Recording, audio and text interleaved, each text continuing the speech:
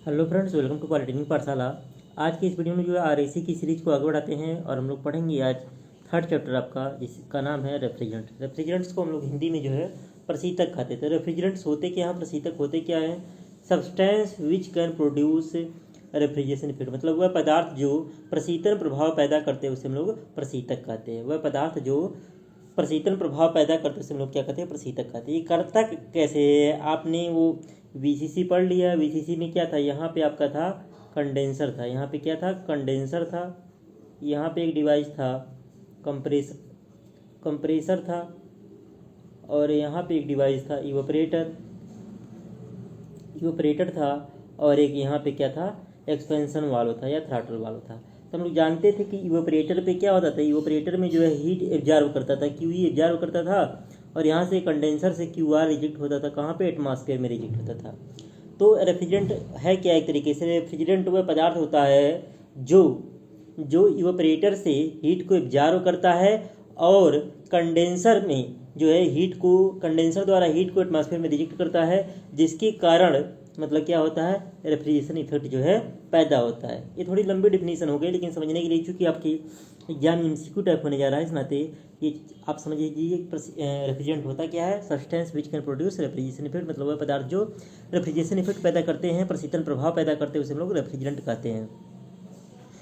For a refrigerant, किसी भी refrigerant के लिए फेज चेंज इज मस्ट, मतलब फेज चेंज होना जरूरी है। मतलब कहने का मतलब लिक्विड से गैसियस और गैसियस से लिक्विड अवस्था में बदलना जरूरी है, क्योंकि लेटेंट हीट जो होता है सेंसिबल हीट की तुलना में ज़्यादा होता है, तो ज़्यादा हीट को एब्जॉर्ब करेगा, मतलब क्यूई का मान ज़्यादा होगा तो आपका सीओपी वगैरह भी बढ़िया देगा।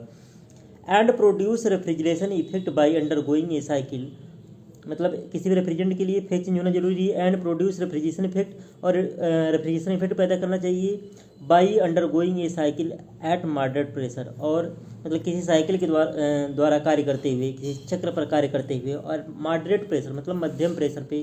कहने का मतलब पी और पीसी का मान, मतलब न तो पी का मान बहुत कम हो और न ही पीसी का मान क्या हो, बहुत ज़्यादा हो। अब क्रिया के आधार पर रेफ्रिजरेंट जो है दो प्रकार के होते हैं। एक प्राइमरी रेफ्रिजरेंट होता है, एक सेकेंडरी रेफ्रिजरेंट होता है।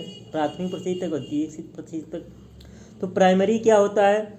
ऐसे रेफ्रिजरेंट जो डायरेक्टली रेफ्रिजरेशन साइकिल में भाग लेते हैं प्राइमरी रेफ्रिजरेंट कहलाते हैं। ऐसे रेफ्रिजरेंट जो डायरेक्टली रेफ्रिजरेशन साइकिल में भाग लेते हैं प्राइमरी रेफ्रिजरेंट कहलाते हैं। जैसे अमोनिया हो गया, CO2 कार्बन डाइऑक्साइड हो गया, सल्फर डाइऑक्साइड हो गया, एक्सेट्रा। सेकेंडरी क्या होता है? ऐसे रेफ्रिजरेंट जो पहले प्राइमरी रेफ्रिजरेंट द्वारा कूल किए जाते हैं, मतलब डायरेक्ट ये भाग नहीं लेगा, पहले ये प्राइमरी रेफ्रिजरेंट द्वारा पहले ये सेकेंडरी रेफ्रिजरेंट कूल किया जाएगा, फिर कूलिंग पर्पज के लिए प्रयोग किए जाते हैं, उसके बाद जो है ये कूलिंग पर्पज के लिए जो है प्रयोग किया जाएगा, और यही क्या कहलाते हैं, आपके सेकेंडरी रेफ्रिजरेंट कहलाते हैं। जैसे आपका एयर हो गया, सेकेंडरी रेफ्रिजरेंट है, रेफ्रिजरेटर में यूज होता है। वाटर हो गया, ये आपका सेंट्रल एसी प्लांट में यूज होता है। ब्राइन सोल्यूशन हो गया, मिल्क चिलिंग प्लांट में होता है, दूध को ठंडा करने वाला प्लांट जो होता है उसमें ब्राइन सोल्यूशन होता है। तो ये तीनों जो हैं ये जो है सेकेंडरी रेफ्रिजरेंट होते हैं। पहले ये प्राइमरी रेफ्रिजरेंट द्वारा कूल होते हैं, फिर ये जो है ये प्रयोग किए जाते हैं कूलिंग पर्पज के लिए। अब प्रशीतकों का वर्गीकरण क्या है, मतलब कितने टाइप के होते हैं आपके रेफ्रिजरेंट बेसिकली। तो पहला है हैलोकार्बन यौगिक। तो ये ऐसे रासायनिक यौगिक हैं जो कि मीथेन CH4 व इथेन C2, या ईंधन नहीं है, इथेन है, के आधार पर बनते हैं। इसमें एक या एक से अधिक हैलोजन होना आवश्यक है। हैलोजन का मतलब जैसे फ्लोरीन हो गया, क्लोरीन हो गया, ब्रोमीन हो गया, ये सब हैलोजन में आते हैं, ये होना आवश्यक है। ये हैलोजन फ्लोरीन, ब्रोमीन, क्लोरीन होते हैं, जैसे मिथाइल क्लोराइड CH3Cl इत्यादि। तो इसमें हैलोकार्बन यौगिक बहुत सारे होते हैं। नीचे आपका एक चार्ट ही दिया हुआ है, यहाँ पे लिखा हुआ है कि the American society of heating, refrigeration and air conditioning engineers, इसका पूरा नाम है, शार्ट में नाम है ASHRAE, ने लगभग 42 हैलोजन कार्बनिक यौगिक की पहचान प्रशीतक के रूप में की। मतलब 42 हैलोकार्बन जो है प्रशीतक के रूप में प्रयोग किए जाते हैं, परंतु उनमें से कुछ ही प्रयोग मिलाए जाते हैं। मतलब टोटल 42 की पहचान हो, जिसमें से कुछ ही प्रयोग मिलाए जाते हैं, और नीचे एक सारणी दी गई है कौन कौन से प्रयोग यूज होते हैं बेसिकली। तो ये देखिए यहाँ पे नाम दिया हुआ है R11, R12, ये जो है आपका कॉमर्शियल नेम है। ये क्या है? कॉमर्शियल नेम एक तरीके से है। जैसे और यहाँ पे इसका जो है केमिकल नेम है और एक केमिकल फार्मूला है। सपोज कीजिए जो आपका जैसे एसी बनाने वाला जो मिस्त्री है वो उतना पढ़ा लिखा नहीं होता है, तो वो मार्केट में जाकर के ये नहीं बोलेगा कि हमको ट्राईक्लोरो मोनोक्लोरोमीथेन दे दीजिए, वो कह देगा R11 दे दीजिए। तो R11 दुकानदार समझ जाएगा R11 क्या है। तो ये जो है कमर्शियल नेम है, कमर्शियल नेम से जो है मार्केटिंग करने में मतलब क्या होती है, आसानी होती है। तो R11 का नाम कैसे आपका पड़ा CH3 या ट्राईक्लोरो मोनोफ्लोरोमीथेन, ये नाम लिखना भी हम बताएंगे आगे। R12 R13 R14 ऐसे R114, ये सब क्या है, ये सब जो है आपके हैलोजन वाले में आ जाएंगे। क्यों? क्योंकि सब में जो है देखेंगे क्लोरीन ब्रोमीन फ्लोरीन में से कोई ना कोई जो है सब में ऐड है। अब हैलो कार्बन जो होते हैं, हैलो कार्बन यौगिकों को कृत्रिम रूप से बनाया जाता है और इनको फ्रियान परिवार द्वारा जो है विकसित किया गया है। इनका जो परिवार है इसको हम लोग बोलते हैं फ्रियान ग्रुप बोलेंगे। क्या बोलेंगे? फ्रियान ग्रुप बोलेंगे। तो फ्रियान ग्रुप का भी हम आगे जो है नाम लिखना जो है बताएंगे आप लोगों को। अगला आपका एजोट्रोप है। इस श्रेणी में वे प्रशीतक आते हैं, वे रेफ्रिजरेंट आते हैं जो कि विभिन्न प्रशीतकों के मिश्रण से बनते हैं एवं ये अपने घटकों से अलग नहीं होते हैं। इनकी उष्मागतिकी गुण स्थिर मतलब थर्मोडायनेमिक प्रॉपर्टी जो थी कांस्टेंट रहती है, जैसे F500 इत्यादि। अगला हाइड्रोकार्बन है। इस समूह के अंतर्गत वे प्रशीतक आते हैं जो कि कार्बन यौगिक रखते हैं, ये अधिक ज्वलनशील होते हैं। अगला आपका ऑक्सीजन यौगिक है। ये ऐसे प्रशीतक है जो कि ऑक्सीजन तत्व रखते हैं, जैसे आपका इथाइल ईथर हो गया। अगला आपका नाइट्रोजन यौगिक है। ये ऐसे प्रशीतक है। वैसे इन सबसे क्वेश्चन MCQ टाइप नहीं बनेगा, जब क्वेश्चन करवाया जाएगा तो एक बार सारी चीज़ें पढ़े रहेंगे तो क्वेश्चन आपको बहुत ही आसानी से, जब MCQ टाइप क्वेश्चन करवाया जाएगा बहुत ही आसानी चीज़ें समझ में आएंगी। ये ऐसे प्रशीतक है जो कि नाइट्रोजन तत्व रखते हैं, जैसे मिथाइल एथीन, मिथाइल एमीन। अगला आपका अकार्बनिक यौगिक है। ये ऐसे प्रशीतक हैं जो कि हैलोकार्बन समूह का उदय होने से पूर्व, मतलब जब आपका हैलोकार्बन यूज नहीं होता था उसके पूर्व प्रयोग में लाए जाते थे। आजकल इन्हें विभिन्न उद्देश्यों के लिए काम में लाया जाता है, जैसे अमोनिया, वायु, कार्बन डाइऑक्साइड, सल्फर डाइऑक्साइड, जल आदि। तो जल वगैरह का यूज होता है, अमोनिया का भी यूज होता है। जो आपका जनरली कोल्ड स्टोरेज होता है वहाँ पे अमोनिया का यूज करते हैं रेफ्रिजरेंट के रूप में, क्योंकि ये सस्ता होता है थोड़ा। अब अगला है असंतृप्त कार्बनिक यौगिक। इसके अंतर्गत वे प्रशीतक आते हैं जो कि इथाइलिन व प्रोपिलीन के आधार पर प्रयोग किए जाते हैं, जैसे ट्राईक्लोरोइथाइलिन इत्यादि। ये हो गया हमारे क्लासिफिकेशन हो गया किसका, आपका रेफ्रिजरेंट का। अब बात करते हैं प्रशीतक के वांछित गुण, डिजायरेबल प्रॉपर्टीज ऑफ रेफ्रिजरेंट, मतलब कौन कौन से गुण होने चाहिए प्रशीतक के अंतर्गत। पहला स्पेसिफिक हीट। स्पेसिफिक हीट क्या है? अतितापन। अतितापन मतलब सुपर हीटेड। अतितापन कम से कम करने के लिए वाष्प की विशिष्ट ऊष्मा अधिक से अधिक होनी चाहिए। कहने का मतलब जो वाष्प है, जो वेपर फेज में रहेगा, वेपर फेज में रहेगा तो उसकी विशिष्ट ऊष्मा मतलब C का जो मान होता है, जैसे कि आप लोग पढ़ चुके हैं थर्मल में, डेल्टा Q बराबर mc डेल्टा T। तो यहाँ पे जो C है इसी को हम लोग बोलते हैं स्पेसिफिक हीट बोलते हैं, विशिष्ट ऊष्मा बोलते हैं। तो जब वेपर फॉर्म में रहेगा तो विशिष्ट ऊष्मा अधिक से अधिक होनी चाहिए, परंतु द्रव की विशिष्ट ऊष्मा जो है कम होनी चाहिए, ताकि थ्रॉटलिंग के बाद बनने वाली वाष्प की मात्रा कम से कम हो। जैसे विशिष्ट ऊष्मा कम रहेगा अगर यहाँ पे, तो आपका मतलब ये जब आपका थ्रॉटलिंग प्रोसेस से मतलब एक्सपेंशन वाल्व से निकलता तो प्रेशर गिरता, तो प्रेशर गिरने पर वेपर में कन्वर्ट होना स्टार्ट हो जाता है। तो आपका जब विशिष्ट ऊष्मा का मान कम रहेगा तो वेपर में कम परिवर्तित होगा, तब जा करके इवेपोरेटर में ज़्यादा से ज़्यादा हीट को क्या करेगा, एब्जॉर्ब कर पाएगा। अगला अपेक्षित आयतन स्पेसिफिक वॉल्यूम। संपीड़न के प्रवेश पर प्रशीतक का विशिष्ट आयतन निम्न होना चाहिए।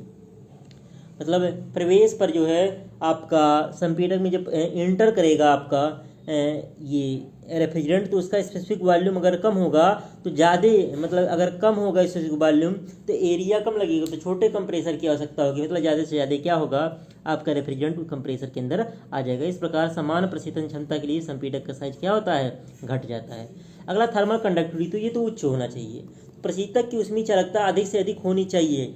जब अधिक से अधिक रहेगा तभी तो क्या करेगा, तभी आपका इवेपोरेटर के अंदर QE एब्जॉर्ब करेगा ज़्यादा से ज़्यादा, और आपका जब आपका कंडेंसर में जाएगा तो क्या करेगा, QR अधिक से अधिक आपका क्या करेगा, रिजेक्ट करेगा एटमॉस्फेयर में।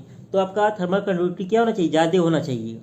इस प्रकार वाष्पित्र व संघनित्र की जो मतलब इवेपोरेटर और कंडेंसर होती है, इसकी दक्षता बढ़ जाती है तथा कम साइज के पाइप प्रयोग में ला सकते हैं। अगला विस्कासिटी।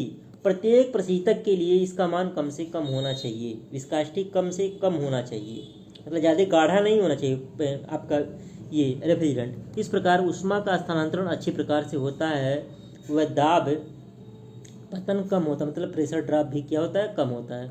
अगला बॉइलिंग पॉइंट, प्रशीतक का क्वथनांक जो है वायुमंडलीय दाब पर कम होना चाहिए, मतलब वायुमंडलीय दाब से क्या होना चाहिए, कम होना चाहिए।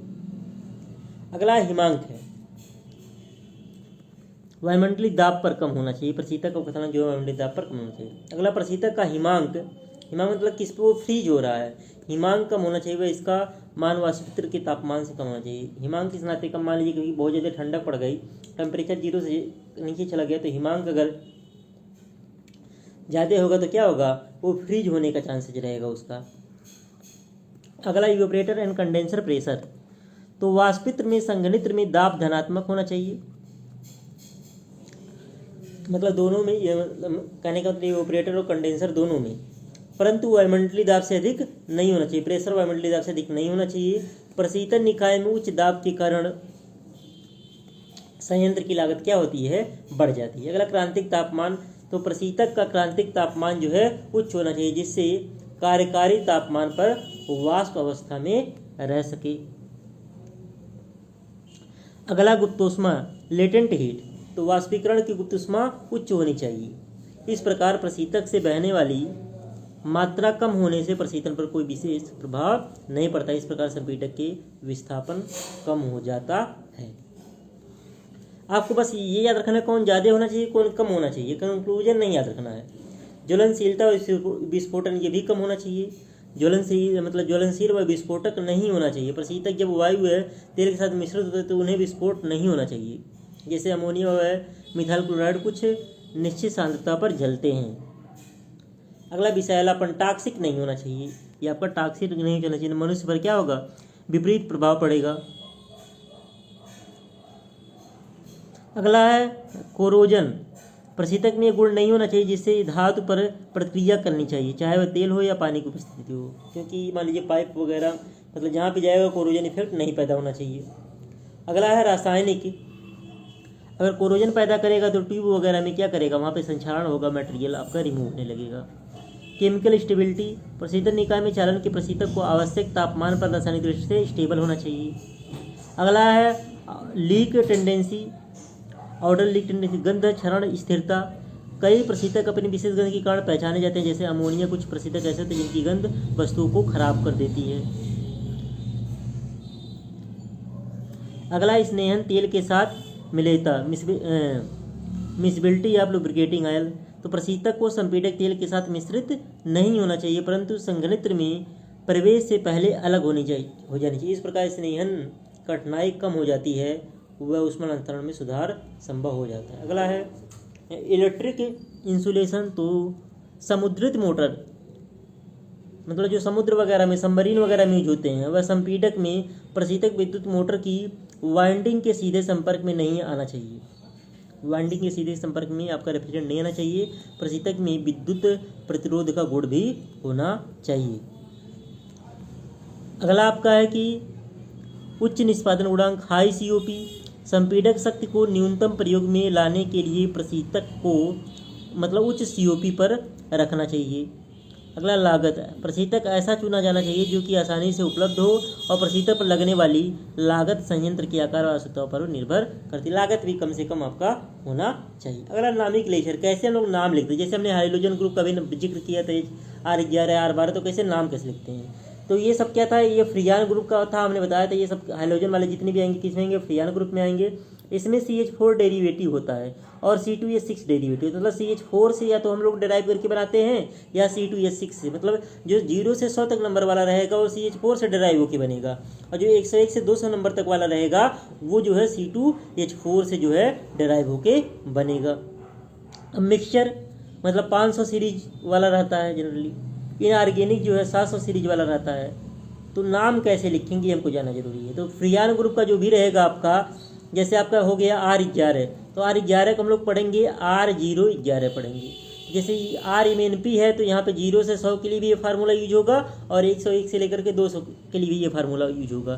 तो यम क्या है, नंबर ऑफ कार्बन एटम -1, यानी कि C-1 होगा यम का मान, एन का मान होगा number of hydrogen atom +1, H+1 हो जाएगा, H+1 ये होगा। और P इक्वल टू हो जाएगा number of fluorine atoms as such. ये क्या हो जाएगा, जैसा रहेगा वैसा का वैसा क्या हो जाएगा, नंबर ऑफ फ्लोरीन एटम आपका हो जाएगा P का मान। जैसे यहाँ पे R11 लिखा गया है तो इसका आंसर में लिख दिया CC3L होगा।